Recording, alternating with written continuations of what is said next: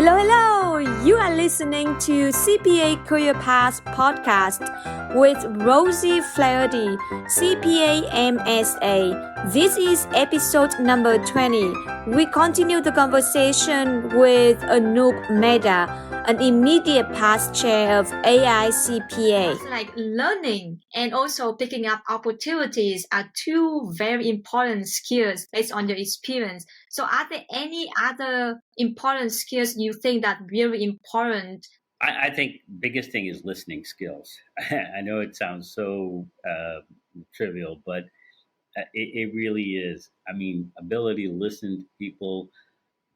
I think the other thing is about being genuine, being authentic. And I can tell you right now, Rosie, as I'm talking to you, it's the same way I would talk to probably some big as CEO of a big company. I would the same way I'd be talking to if going to in the morning get my cup of coffee. Somebody who served me that cup of coffee in the morning. It doesn't change. My behavior doesn't change. It is what it is, and I think that's important. I think people need to be authentic. They have to be genuine in every conversation, and you and I have met several times. You'll see the same me. I was so excited when I saw you at the AICPA Engage conference. And you know what? One more thing that I feel like you're doing so good is that you remember people names so well. I don't think I have good memory about that, but I do remember people. I just I have a hard time remembering names, but somehow I don't know. We must have connected, and you made an impression at that leadership academy. Remember, because I think I shared with you. When we talked, and I said, yeah, I remember because you were sitting here and you asked this question. So there's something about you that I just remembered. That's just amazing. I was like, wow, he was the chair of AICPA and he remembered me. I will tell you, look, and I'm not trying to be modest here or anything like that. I tell you what, I've had the privilege to get to know so many of the past chairs, AICPA. They are all wonderful people, and I think it's just not me. It's just all of these people. They get to that position. They get to be the chair of the AICPA, and one of the qualities is just they are really genuinely nice people, and I learn from them, and I one of the things that I said at my farewell address is that how lucky I am to now join this group of past chairs who I admired, I respected them all these years, and now being part of that group as past chair, right? What a thrill moment for me to be now, associated with that group. So I will tell you, it's just not me. I think a lot of all these chairs that I've had the privilege of getting to know, they are phenomenal individuals. Not only they're brilliant in what they do, but they're some of the nicest people that you will ever meet. Wow, I can feel that you love volunteering so much. I can feel that based on the conversation. Either whenever we go to any topic, you always bring back volunteering. You really, really love it. I do. I do. I mean, I learned a lot from volunteering, and this is why I really encourage everybody to volunteer. And I know sometimes you're scared that do I have the time? Trust me, it's not as much time as you think. Okay, and you will find a way to balance everything. And I think these organizations that look for people to join them in volunteer positions, they understand that this is not your whole life. You have other things, so they're willing to work with you with your schedule. And I know I experienced that at the MACPA. I experienced that at the AICPA. If there was something I couldn't do, they knew that. They said, "Don't worry about it. We got your back." That's the key, you know. And all these organizations, they understand that. So during the volunteer time, you said you talk a lot about accounting with students. So I'm wondering, what did you tell students about the common myths about CPAs? I think one of the most common myths that I get from students, uh, accounting is boring and it's a dull profession. Well, I can tell you something. It is not boring. It is not dull. I tell you, accounting, I mean, it is so dynamic. Every day you get to do different things. And it offers so many different challenges and rewards, you know. Um, I look at it, look, accounting is a language of business. Every business needs us, right?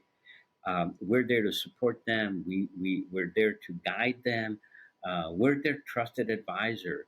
Uh, we use creativity. We use our judgment, and we give those advice. And I remember why I got into accounting. It was my dad seeing that and seeing, how his clients wanted his advice, and that's what I want. That's what I wanted to be. So it's a we get to work with so many different uh, things, variety of things. We get to deal with so many different industries, right? So it is exciting. It's dull, and I can tell you, no 2 days are alike for me. Every day it's a different thing. Every day it's a different challenge. Every day it's a different, something. Oh, how do I solve this problem? Creativity, all of that. So I let me tell you, accounting is neither dull nor boring. And then the other thing I think what we hear back is, uh, oh, you have to be good in math. Um, that's not the case. I mean, it's just yes, you have to have simple math. You need to understand that, right? It is, yes, there's some numbers, but it's not about numbers. It's basically right now. I think it's basic arithmetic that's required. And most calculations nowadays, you can use Excel, you can do, a bunch of other stuff to do the calculation. We're able to tell a story, right? Here's the numbers, but what does the numbers mean? We as a profession can tell a good story. How do you communicate? How are you being creative and problem solving? Teamwork. All of those things are critical. So that's the other thing. And then, you also hear about, oh, you must like doing taxes. I've never, the only taxes I've done is for myself and a few of my family members, and I even don't do that anymore, right? So it's not that. For me, I've never been in public accounting. I've always been in private industry, been in the corporate world. Uh, so all these myths are there, but they're just myths. They're not facts. I agree. I interview so many people and we talk so much about why people always think accounting is boring. Yeah, and actually, one more thing. I'm sorry to interrupt you, but here's the other one, which I know that you probably hear also. You're stuck behind a desk, right? Oh my God, you know, someone like me with my personality, I cannot afford to get stuck behind a desk because that's not how I work. I like moving. I like meeting with people, hanging out with people. That's me. That's what accounting profession is. We're not stuck behind a desk. That's the other thing. That's also pretty funny. That's so true. I agree. Absolutely agree. Just like you and me, we're talking to each other right now. We're not Yeah. just like we just get the work done only. We're not talking to other people. People always think that you accountants, you just sit there and then get the job done. You don't talk. I know. And look, you're doing a podcast. You bringing people like me on a podcast. That's exciting. That's exciting work. I mean, it's exciting for me to be talking to you. I love talking to people about accounting as well. It's just so passionate for me to just listen to stories and talking about all the hot topic about accounting. So talking about telling stories, I think this is really important because it doesn't matter if you do in public or private. you need to know how to tell a story to your client. Are there any specific skills that you recommend to young people to improve when they try to learn how to tell a good stories? Yeah, and you know what? I don't think there was anything that I learned. It's just by talking to people. I mean, nowadays people tell me that we love listen to your story, the way you tell story, and I don't even know how I developed that skill. I really don't. I mean, it was just happened by just interacting with people, and but I think it's also passion, right? And I think when I'm passionate about something, it just comes out so much better, right? So if I'm talking about, like I said, students, which I'm very passionate about, as I'm telling them about my story, about my journey, and what I do, and things like that, I'm very passionate about it. And when I am passionate about something, it just comes out naturally. It just comes out, and I'm able to better connect with people. And I think I talked about it earlier: being authentic, being genuine in the conversations you have. Um, I hate the word networking because I know we use that a lot, right? I said I don't like the word networking. It's about for me, it's about create relationship building. So every time I meet with somebody, I'm not creating a networking opportunity. I'm creating, how do I get to know this person? How do I build a relationship with this person? Once you do that, then actually you're now connected, and then you're able to help each other out with things. And it's hard to go up to somebody and ask for help when you've not even established that relationship, right? So it's important to establish that relationship. And like I said, it's when you do some of that, and when you come out genuine, when you come out authentic, the story just comes out. It comes out in the right way. So I don't know where I developed that skill, but it's just over time, and just being, outgoing, and talking to as many people as I can. Yeah, I still remember you shared with us a story about how you learned martial art. Yeah. That's amazing. I was like, I want to learn martial art too, but can you share with our audience how martial arts shape your life and shape your career? Oh, I tell you, just as much as the CPA did, martial arts did the same thing for me. When I got my black belt, when I started back it was around the same time, by the way, I started working in 1980. And it was a friend of mine from high school that we connected it at college, and he signed up for a karate class in high school. I mean, in college, and he saw me, and I said, "Oh yeah, this sounds interesting," and I joined it, the same class. And then after the semester was over, he said, "Oh, Anoop, I really enjoyed this, and I'm going to go join a school outside." I said, "Okay, well, let me know if you find a good school. I'll join with you." And then a few months went by, and I didn't see him. And then I ran into him the next semester, and he had said that, "Oh, I started this school a couple of months ago. You really should join." And then he kind of forced me to join that school. Um, so I joined, kind of like that conference that I attended. Oh, I'll just go see how it is, whatnot.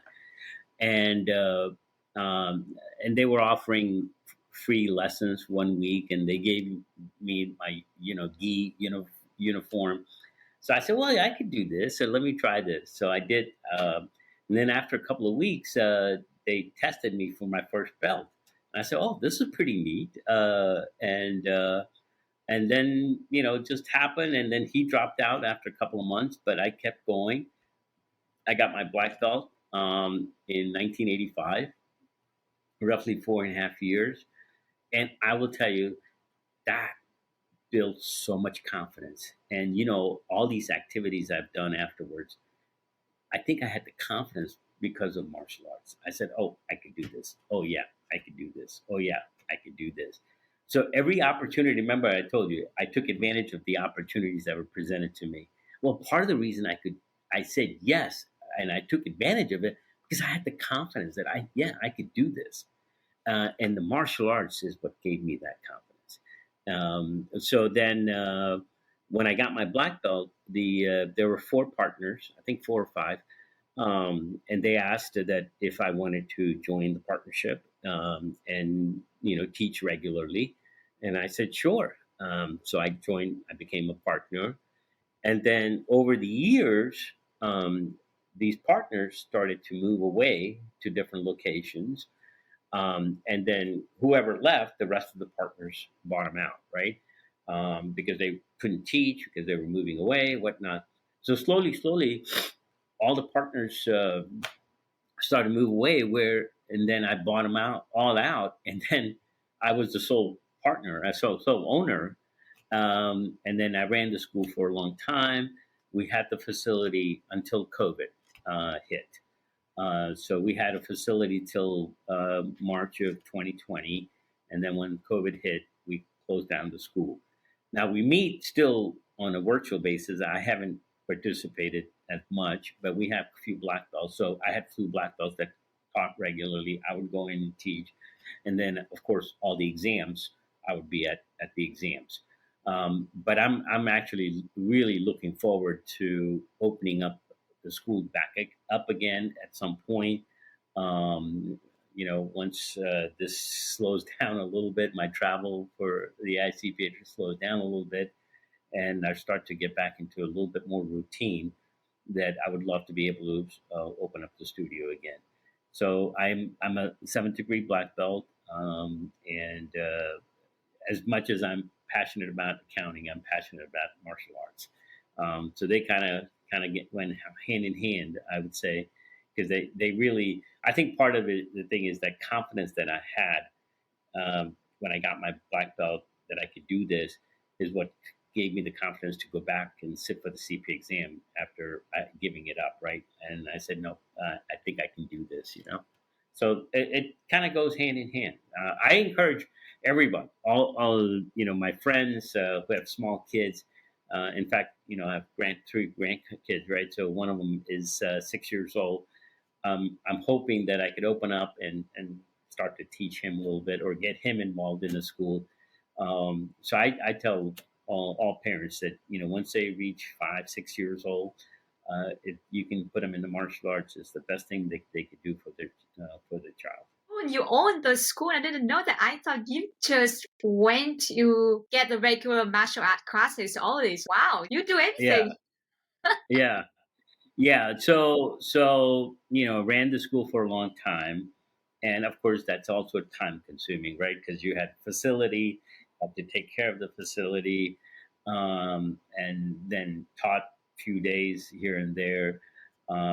Again, this is also what helps that you have people, right? So I had a couple of black belts that taught a couple of nights, and then I would go from time to time, and then of course the exam times and things like that. So I'm really looking forward to being able to start that back again. Wow, that's pretty impressive. But I'm just curious, can you say a little bit more details? You said that martial art help you build confidence, but can you share more details how martial art help you build confidence? Well, I mean, martial arts, it's not just the physical abilities, right? It's mental abilities too. And I think that helped me develop calmness, to be able to address, people, um, without getting upset, being able to control your emotions. All of those things are part of the martial arts. And the confidence part, when I got my black belt, that was the ultimate. I never thought I would get that, but I did. And so just being you're self-conscious, you're self-aware that you could do this, you could do this if you wanted to do it. And I think that's the biggest part of the martial arts.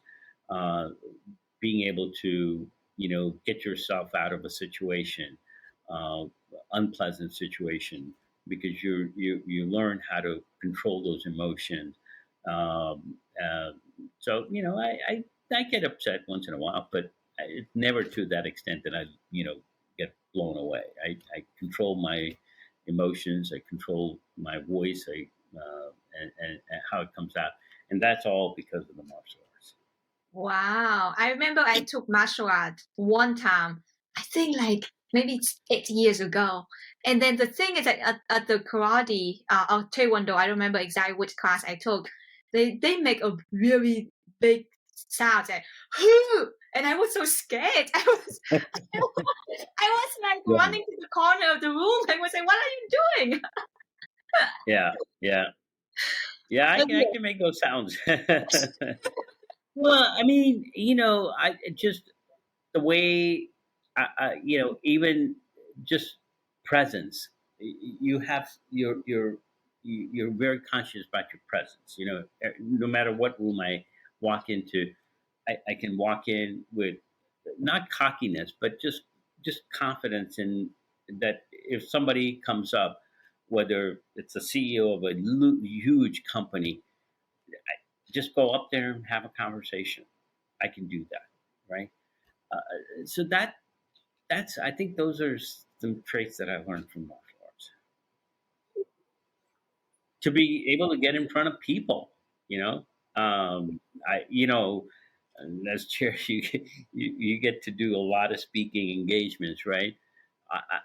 To some extent, I'm still scared to get up there, right? But once I start moving, it just becomes natural, right?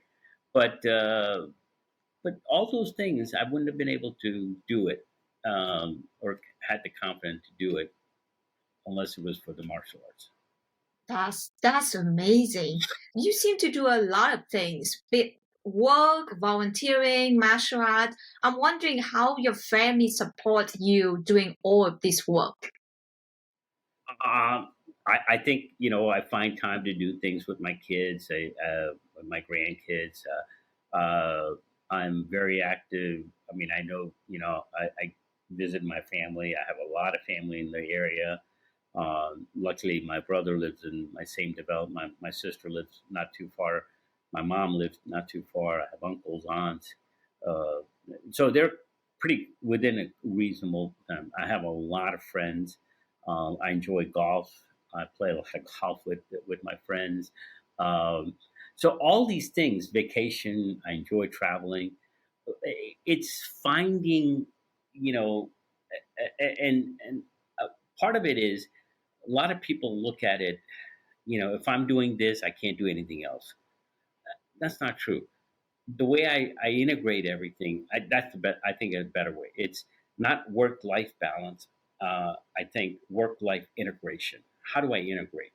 I've never been good at saying, if I'm going to go on vacation, I'm just nothing else, right? A lot of people can do that. I say if I did that, then when I come back, I probably have hundreds of emails, right, to respond to. So I figure out a way to balance and integrate both of that, not balance, but integrate both of that. So even though I'll tell you a story. Uh, so I think it was in April. No, excuse me, February. I took vacation with my wife and two other couples. We went to Egypt and Jordan. Okay. Now, this is right after I came back from India in February. So it was like back to back travels for me. But that was a good time for me to take vacation because I had 2 week window, which I didn't have any other commitments. So I said, well, this is a good time for me to take vacation. So I was on vacation, and then I had a couple of emails, and I responded back pretty quickly because a lot of times it's just yes, no, or small response, and that's it. It's done, right?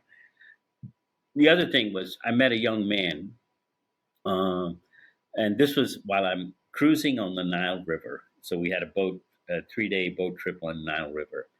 So I ran into a young man. He was from Pennsylvania, and he was vacationing with his parents.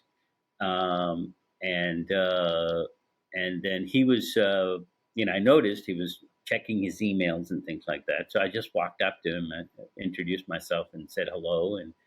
And so what I found out was that he was checking his emails because he was waiting for college acceptances. Okay. And so we started talking, and I said, "What you going to do?" So he told me he wants to become a lawyer, wants to go to politics, and, and I said, "Oh, okay," and I didn't say anything. I just said, "That's great. We need good politicians in this country and things like that." So then he asked me what I did, and so I started to tell him about accounting profession and what it has done for me, and what my role as chair of the ICPA. And he was like fascinated. He said, "Well, I never knew accountants did that." I said, "Yeah." So now I'm on vacation, but I'm still promoting the profession, right? So that same thing, you could be on vacation, but you could be addressing this. It doesn't take that long. So I may have sat with him for like, I don't know, half hour, and we talked about the profession. But here's the thing: at the end of the conference, he said, I never thought about accounting, but I'm going to give it a thought. I'm going to give it, see, and, take a look at it." Now, I don't know what he's going to do. He may do still political science major and things like that. But the key is he got accepted to a college that's only about 40 minutes from me. And he wanted to stay in touch with me. And I said, "Absolutely, let's stay in touch." And so we will see. So we don't know where things go. This is what I mean. It doesn't mean that you have to set aside time to do this or do that. Find a way to figure out and integrate. I may go with my kids, my grandkids, take them to the park or something like that. But if I get a quick phone call, I'll figure out a way to take that call and you know take care of them and things like that. I've never been good at separating everything. I just can't do it. Everything is kind of mixes in. I see. I see. Yeah, that makes sense because it's very difficult when after I took vacation, I came back and tons of email I have to go Yeah. through. It was not easy. So we touch a lot of different topics in accounting, but one thing we haven't mentioned about is AI and technology. What do you think about how AI and technologies will affect accounting professions? I tell you what, I am excited about AI and some of the technologies that are kind of being infused in our profession. Things like this is only helps us get better, more efficient in the way what we do, right? And I think that's how we have to look at. And I know, I've heard stories about AI is going to replace accounting, this and that. In fact, I read somewhere that AI passed the CPA exam. First of all, AI did not pass the CPA exam, right? ChatGPT did not pass the exam. It passed a simulation of questions that it had taken, but the CPA exam is not public, right? So unless you pay your application fees and you get qualified to sit for the CA, you don't know what the exam what's in the exam. So anyway, I really look at the AI and some of these technologies that are coming out as just tools for us to do things better, to do things faster. I think like Excel, when Excel came out, we how we're using Excel. Excel is a huge part of our life. I mean, in the profession, there's not a day that goes by that I don't pull up my Excel spreadsheet or doing something, right? That's what I think the AI is going to be.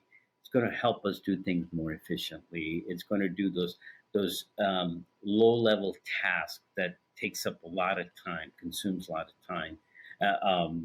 Help us do those things faster. And I'll tell you, give you one example. I was trying to do a out of office message, my email response, right? So I just put that into the AI, the Chat GPT, and I said, "Hey, can you just draft me a quick email out of office?" And that's all I did. It came out with a beautiful message, and all I did was cut and paste, and it just said exactly what I wanted to say. Right? That's one example, right? So I think, like I said, I don't think we should be embracing technology. We shouldn't be afraid of it, and if truly we as a profession are going to be looked upon as those trusted advisors, those high level critical thinking, that advice role that we want to be known for, then these are things that we shouldn't be fearful that they're not going to replace us. All right, because at the end of the day, the clients want us talk to us because they want to talk to us, not machine. They can't get that trust. They can't get that advice from AI or some tool. They're looking from us to provide that guidance. So you mentioned that the low task technology can replace low task jobs, and so the next generation they can focus on high task jobs or high task assignments. So my question for you is that when for recent graduate students, a lot of them learn about accounting profession from doing basic stuff, from doing the entry numbers in order to know that, oh, this number is supposed to be at this form or supposed to be at this specific financial statement. So by replacing low tasks, how do you think the next generation will be prepared for the job after they graduate? Well, I think you have to understand the concepts. I mean, you have to understand the debits and the credits, right? I mean, that's the basic accounting. Uh, uh, you know, so you have to understand that, but that doesn't mean you're going to wind up doing that for the rest of your life, right? I mean, I started doing that early age, but then I don't think I've touched, a transaction or enter a transaction probably in the last 35, 40 years, right? I don't do any of that. I don't think I've looked at a ledger, and the old days you had to entry those in manually, or do a recording a transaction. I hadn't done that in 35 years. But when people ask me, and I conceptualize it, I teach them, okay, here's how you think through it, and this is how you think to the transaction, and this is how you would go about it. And that's critical thinking. That's the thing. And then we start talking about, okay, what if we do this? What if we would do this? What would that do to the financials? What would that do to our revenue? That's where we come in. All right. So we have to understand the basics, and that's what I think you're getting. That's what the exam tests you on: the basic skills, basic knowledge. But then, really, as you start to develop your career, those technical skills that I call those technical skills, they start to become a little less important, and all the other skill sets become a lot more important. Your human skills, how do you deal with people? How do you get the best out of people? And how do you motivate people? Those skill sets are then start to develop, and they become more important as you start to move up in your career. With so many years in accounting and so many years volunteering in this accounting profession, I'm just wondering if there's something that you wish you had known about this career. As I said, I think early when I graduated, the only thing I was thinking about from a public accounting. So uh, over the years, I've learned that a career in accounting can lead to so many different things.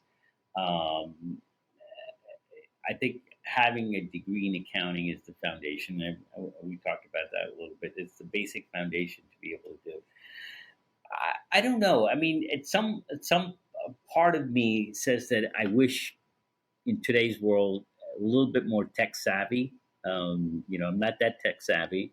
I wish I had uh, learned a little bit more technology. Um, it would have been nice to maybe spend a little bit time in public accounting. But like I said, for me, I enjoyed the people that I work with, so that just kept me in that business. That government contracting, the science and engineering aspects of it. But I have no regrets though. I mean, I don't have regrets. So when you ask, wish I had known about accounting, I think I wish I had probably at that time early on known about all the different opportunities that could, and I think early on, like I said, when you graduated back in the 80s, it was you get your get your accounting degree, get your CPA, and then join a firm, the big eight at that time. I didn't realize, well, all the opportunities that presented, and part of it is when I started working for this company, it was a safety net. I felt comfortable. I loved the people, but I was comfortable there. Um, but I passed the CPA exam immediately, right after college, when I first took it, perhaps I may have gone done different things. And since I waited so long, I was already comfortable in that position and enjoyed that position, that even after CPA, I just stayed there. Like I said, if I had passed the exam a lot earlier, I don't know, maybe I would have made a different decision in going into public accounting, and maybe my career path would have been in public accounting. So I think early on, giving these students all the possibilities that exist. I wish somebody had sit down with me and shared that. That, hey, I knew you could do this, you could do that, you could do that, and I didn't realize that. So I think that's the what I wish I had known when I first graduated. That you mentioned, you said earlier the interview that you learn a lot from the company that you work for almost 42 years. At the same time, you said you are in the comfortable zone. And people normally say that when you are in the comfortable zone, you do not learn much. But you opposite, you learn so much in that comfortable Yeah, zone. yeah. When I said I was comfortable, I meaning I was comfortable with the people. I was comfortable with the job. I think comfortable also means I was happy, meaning I was enjoying what I was doing, right? But I didn't sit still. I mean, it was just my uh, desire to continue to learn and meet different people and learn from them. That's what got me continue to move up and get me into different roles. You know. See, I see. You just provide a lot of valuable tips and advice for people in this accounting profession. Before we finish this interview, can you share or can you provide some tips and advice for young accountants or young CPAs in this accounting profession? Sure. I think one, and we touched on it earlier, um, being genuine, being authentic with people that you interact with. Don't connect with people because you think they can do something for you. Connect with them because you genuinely want to get to know them and what they do, and learn from them. Um, that's one thing. Second is help people, help others. I mean, this journey to becoming a CPA and then journey onwards in a career, it's not done alone. And I'm a perfect example. I don't think anything that I've done I've managed to accomplish on my own. It's been because people around me, people that have helped me grow, and I want to be able to give back, and that's why I volunteer so much. So I encourage everyone to help others, whether you have a classmate that may be struggling a little bit in one class or something like that. Take your time, help them.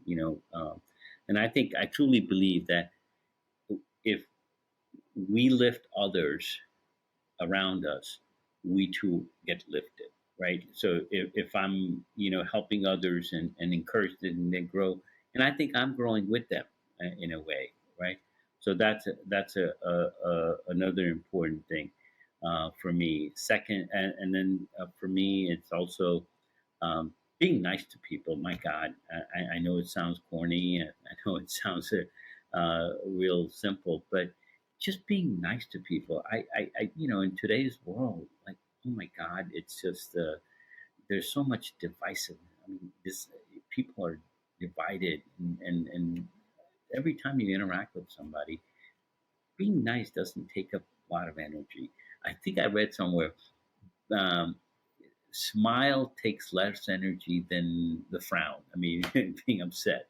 Um, I think the muscles that you use in your mouth, in your face, are less when you're smiling than you are when you're pouting. Just being nice to people, and I think the best part, have fun, enjoy life. You know and these things didn't come to me just overnight. These things I learned over time, and I think I was a different person probably 20 years ago than I am today. It's okay. People change and we all change. But I think today I enjoy life a lot more than I did probably 20 years ago, in the sense that, not that I didn't enjoy it, it's just have a different outlook on life. Every connection I made, every person that I meet, I try to make it a lasting relationship. It's not one and done. It's not like, hey, I know you and that's it. So for me, it's about enjoying life, having fun while doing, even working, even volunteering as I'm going around the country and talking to. I enjoy. I have fun with them. People ask me, "Hey, do you have time to do this, or can you hang out a little bit more? Can I hang out with you?" I remember I did this. Attended the Accounting Scholars Leadership Workshop that AICPA does, right? Aside from the Leadership Academy, they do other things. This is for high school and college students. There are some high school, but mostly like college first, second year college students. And I was with them a whole day, and then they had a reception, and I was with them in the reception, and my flight wasn't until like 11 o'clock in the night because I was flying from Phoenix back home, and so we were still chatting away.